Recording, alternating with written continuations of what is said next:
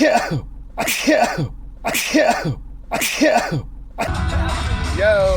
what up, YouTube? So I just had a sneezing attack.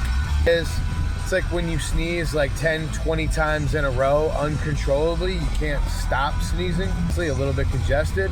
It's not because I'm getting sick, because I know my body really well, and I know when I'm getting sick, and I'm not. And I'm not having allergies. It's because they sprayed the hell out of the sky today, bad. People have been sneezing all day.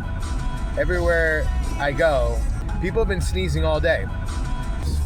And I think the sneezes are probably the least of our worries with everything going on right now, with the spraying the sky.